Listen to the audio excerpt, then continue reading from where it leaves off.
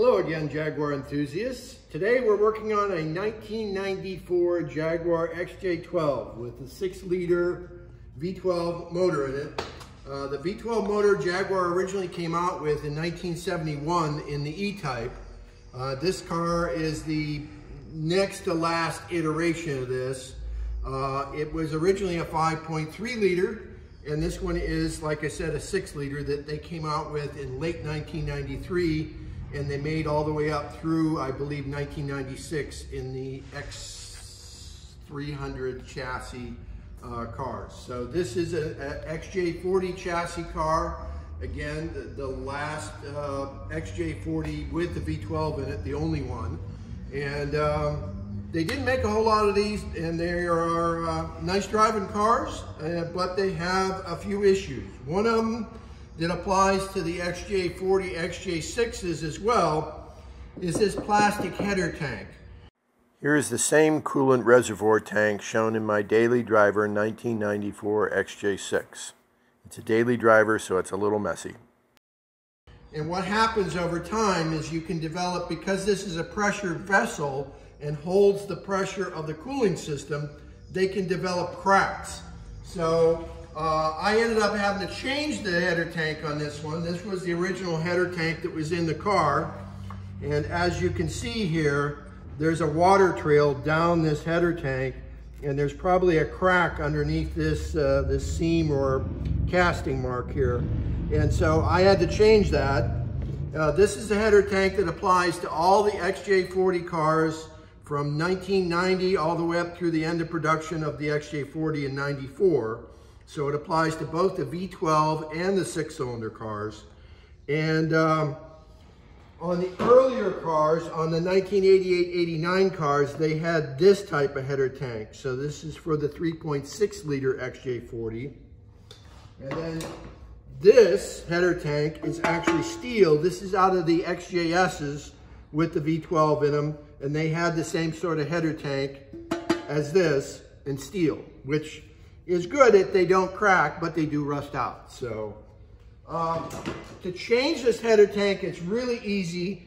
There's one 10 millimeter, well, it's a 6 millimeter stud with a 10 millimeter nut on it. And you undo that nut, and this header tank, then you can lift it up from this end, and it's got a locating pins here and a locating pin there. You lift it up out of this end, you pull it back, and then you can get it up and out. And to drain it, it's really simple to drain it without really losing anything.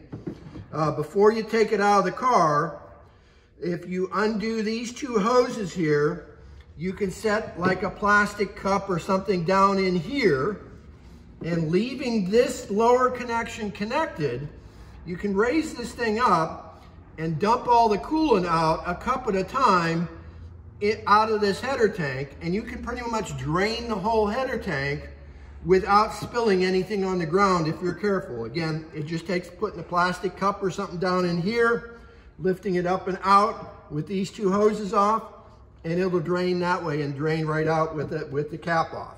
And so it's really simple to do. And then once you've got the header tank drained, all you have to do is undo this hose connection, and it pulls right off and you can change it. So it's a pretty simple operation.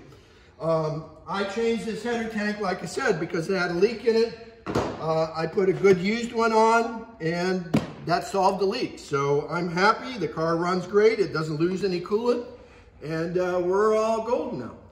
Okay, one of the things I forgot to mention last time is that in the top of the header tank is this coolant level sensor.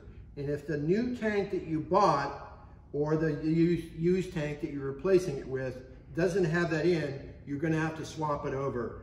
And it's really simple to do, except for these little plastic clips that hold the wire onto the edge of the tank. Once they get old, they're very, very fragile and brittle. And so when you're prying them off, I would recommend doing it with a small screwdriver or some sort of folding knife, so that you can gently prise them up a little at a time and get them off, because otherwise they'll just break and then you won't be able to hold the wire on.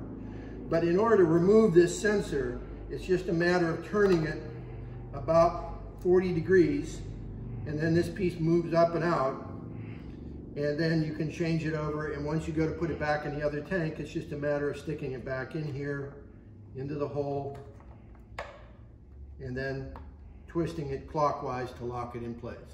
So to unlock it, you twist it counterclockwise, about 30 or 40 degrees, and then stick it back in when you're ready to put it back in the replacement tank. Twist it clockwise about that same 30 or 40 degrees, and it'll click when you lock it. And then once you've got that all done, you're ready to insert the tank back into the car. And like I said, it's just a matter of taking this front locating pin and slipping it through the bracket on the front. It'll lower into place on the back.